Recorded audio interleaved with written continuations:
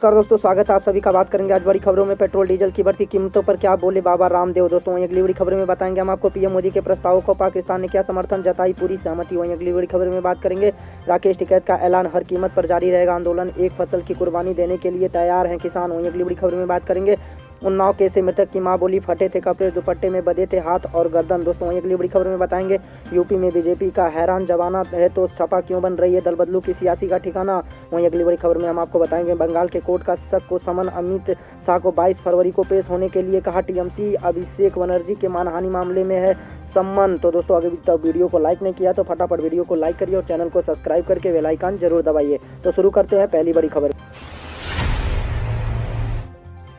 दोस्तों वहीं पहली बड़ी खबर निकल के आ रही है पेट्रोल डीजल की कीमतों में पिछले 11 दिनों से लगातार बढ़ोतरी हो रही है। ईंधन की बढ़ती कीमतों पर अब योग गुरु रामदेव बाबा भी बयान जारी कर दिया। दोस्तों हम आपको बताते हैं पेट्रोल और डीजल की कीमतों में बढ़ोतरी का सिलसिला जारी है। इस बीच आज योग गुरु बाबा रामदेव ने कहा कि मुझे लगता है सरकार को जल्द कम करना चाहिए।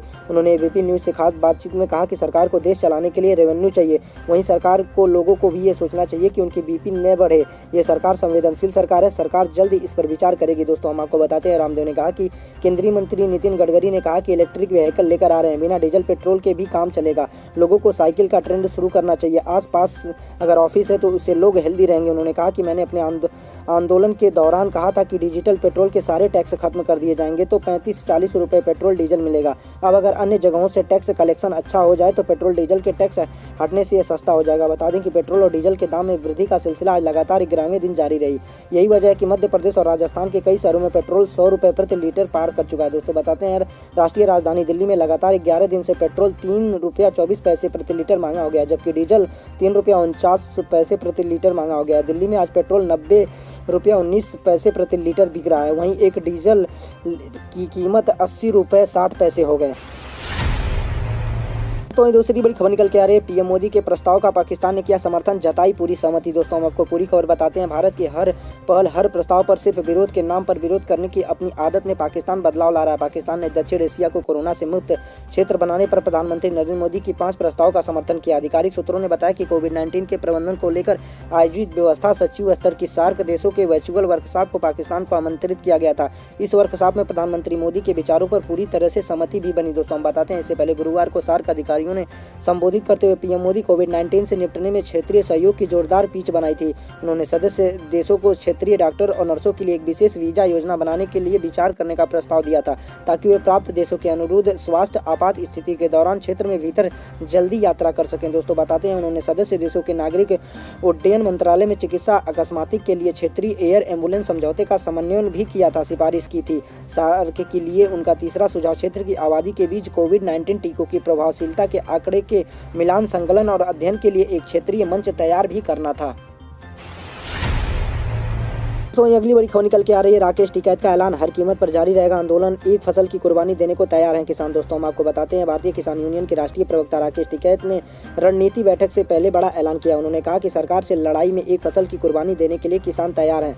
फसल के मौसम में आंदोलन चलाना बड़ी चुनौती है, आज हमने सलाह मशवरा करके मीटिंग बुलाई है। दोस्तों बताते हैं हम आपको किसान नेता राकेश टिकैत ने कहा कि गाँव के लोग कह रहे हैं कि आंदोलन चलेगा और जो मीडिया और सरकार कह रही है कि 2 महीने में आंदोलन खत्म हो जाएगा, तो बता दें कि सरकार गलतफहमी में ना रहे। अगर फसल को आधी कीमत पर बेचने की जरूरत पड़ेगी तो वो भी हम करेंगे और फसल तो जलाएंगे ही। अगर जरूरत पड़ी तो मजदूरों से फसल कटवाएंगे और नुकसान भी बेचेंगे। फसल और आंदोलन दोनों के बीच एक साथ होना एक बड़ी चुनौती है। उन्होंने कहा कि भीड़ भी कम ना हो, आंदोलन भी चले और फसल की कटाई भी साथ साथ हो, ये बड़ा चुनौती है। दोस्तों हम आपको बताते हैं किसान नेता ने कहा कि तैयारियां की जा रही हैं कि आंदोलन चलता रहे और फसल को भी नुकसान न हो। हर जगह 20 से 25 दिनों का फसल का ये क्रांति है। जिस जगह में फसल चक्र होगा वहाँ लोग नहीं आएंगे, दूसरे जगह से लोग आएंगे। वह हल प्रदेश के क्षेत्र किसान आएंगे, फिर सहार और नपुर अलीगढ़ की तरफ से किसान आएंगे। भौगोलिक हिसाब से हम आंदोलन तय करेंगे, एक फसल की कुर्बानी देने के लिए हम तैयार हैं। सरकार अपने मन से गलतफहमी निकाल दे कि आंदोलन न तभी खत्म होगा और न ही अभी खत्म हुआ है। जब बिल वापसी होगी तभी ये एमएसपी लागू होगी, तभी ये कानून खत्म की जाएगी। दोस्तों वहीं अगली बड़ी खबर निकल के आ रही है उन्नाव केस से। मृतका की मां बोली फटे थे कपड़े, दुपट्टे से बंधे हुए थे हाथ और गर्दन। दोस्तों हम आपको पूरी खबर बताते हैं। उन्नाव में दलित परिवार के 2 लड़कियों की संदिग्ध मौत की जांच जारी है। गांव के लोग समझ नहीं पा रहे हैं कि आखिर इनकी मौत कैसे हुई। इस मामले में पुलिस ने गुरुवार को 4 लोगों को हिरासत में लिया, जिनमें 2 लोगों को शुक्रवार को गिरफ्तार कर लिया गया था। यूपी पुलिस थोड़ी ही देर में प्रेस कॉन्फ्रेंस कर रही थी, जिसमें कई बड़े खुलासे भी किए। गाँव वालों के मुताबिक ये तीनों अच्छी दोस्त थी, वे साथ में पढ़ाई करती थी और खेलती भी थी।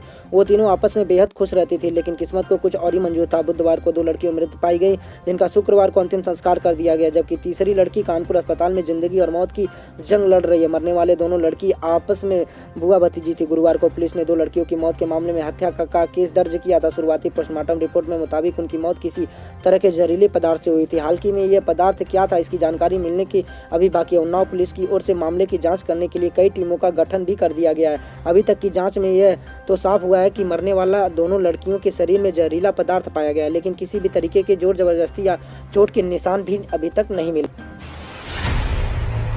दोस्तों अगली बड़ी खबर निकल के आ रही है। यूपी में बीजेपी का है जमाना तो सपा क्यों बन रही है दल बदलू का सियासी ठिकाना। दोस्तों हम आपको बताते हैं उत्तर प्रदेश चुनाव में महज 1 साल का वक्त बचा। ऐसे में सूबे की सियासी सरगर्मी बढ़ती जा रही है। राजनीतिक दल अपने सियासी समीकरण सामाजिक दुरुस्त करने में जुटे हुए हैं, तो नेता अपने सियासी भविष्य के लिए सुरक्षित ठिकाने तलाशने में जुट गए हैं। ऐसे में आया राम और गया राम का दौर भी तेजी से शुरू हो गया है। सूबे में योगी आदित्यनाथ के नेतृत्व में बीजेपी सत्तासीन है, लेकिन दल बदल करने वाली नेताओं को राजनीतिक ठिकाना और पहली पसंद समाजवादी पार्टी बनती जा रही है। दोस्तों हम आपको बताते हैं 2019 के लोकसभा चुनाव के बाद से करीब 2 दर्जन ज़्यादा बसपा नेताओं ने पार्टी में अलविदा कहकर सपा का दामन थामा, तो करीब 1 दर्जन ज़्यादा बड़े नेता कांग्रेस का हाथ छोड़कर अखिलेश यादव की साइकिल पर सवार हो चुके हैं। ऐसे में सवाल उठता है कि आखिर क्या वजह है कि यूपी में बसपा प्रमुख मायावती और कांग्रेस महासचिव प्रियंका गांधी के मुकाबले सपा प्रमुख अखिलेश यादव पर गैर बीजेपी नेता ज़्यादा भरोसा दिखा रहे हैं। पूर्व मंत्री आर.के. चौधरी ने शुक्रवार कांग्रेस छोड़कर एक बार फिर सपा में वापसी की। साल 2019 में लोकसभा चुनाव में सपा छोड़कर कांग्रेस में आए थे और मोहनलालगंज में चुनाव लड़े थे, लेकिन एक बार फिर वो सपा का दामन थाम लिया। पूर्व मंत्री जयनारायण तिवारी और पूर्व मंत्री वीरेंद्र सिंह वाराणसी ने सपा की सदस्यता का ग्रहण किए। पूर्व आईपीएस हरीश कुमार विद्या चौधरी, पूर्व विधायक बसपा आजमगढ़ समेत अन्य दलों के कई नेता सपा में शामिल हो गए हैं। अगली बड़ी खबर निकल के आ रही है। अमित शाह को 22 फरवरी को पेश होने के लिए कहा टीएमसी के अभिषेक बनर्जी की मानहानि मामले में है संबंध। दोस्तों हम आपको पूरी खबर बताते हैं। पश्चिम बंगाल के विधाननगर के स्पेशल कोर्ट ने केंद्रीय गृह मंत्री अमित शाह को 22 फरवरी को पेश होने का समन जारी किया है। यह समन टीएमसी सांसद और सीएम ममता बनर्जी के भतीजे अभिषेक बनर्जी के मानहानि मामले में पेश किया गया है।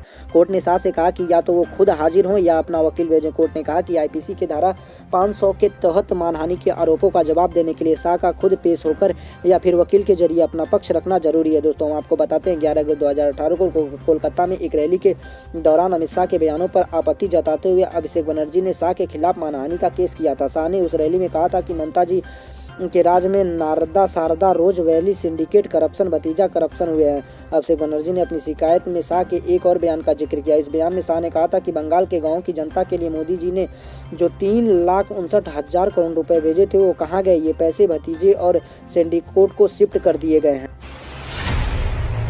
तो अगली बड़ी खबर निकल के आ रही है। पड़ोसी राज्यों में 12 रुपये प्रति लीटर तक सस्ता मिल रहा है पेट्रोल। जानिए क्यों ऐसा वहां हो रहा है और यहां नहीं हो रहा है। पूरे देश में पेट्रोल डीजल की बढ़ती कीमतों को लेकर हाहाकार मचा हुआ है, लेकिन पड़ोसी राज्यों की तुलना में छत्तीसगढ़ में पेट्रोल 12 रुपये प्रति लीटर तक सस्ता मिल रहा है। कांग्रेस शासन वाले छत्तीसगढ़ में डीजल की कीमत भी दूसरे राज्यों के मुकाबले 4 रुपये प्रति लीटर तक कम है। ऑल इंडिया महिला कांग्रेस ने ट्वीट कर इसको लेकर बीजेपी शासित राज्यों में तंज कसा। ट्वीट में कहा गया कि केवल कांग्रेस ही आम लोगों को होने वाली दिक्कतों का ध्यान रखती है। छत्तीसगढ़ में पेट्रोल डीजल की कम कीमत का कारण यह है कि यहाँ दूसरे राज्यों के मुकाबले वैट कम लगता है। राज्य में पेट्रोल 25% के साथ 2 रुपये प्रति लीटर वैट लगता है। इसी तरह डीजल 25% के साथ 1 रुपये प्रति लीटर वैट देना होता है। दोस्तों बताते हैं छत्तीसगढ़ की राजधानी रायपुर के शुक्रवार को पेट्रोल में 87 रुपये 88 पैसे प्रति लीटर और डीजल में 85 रुपये 66 रुपये प्रति लीटर रहा। पड़ोसी राज्य महाराष्ट्र में गोदिया में पेट्रोल का भाव 96 रुपये 7 पैसे प्रति लीटर रहा।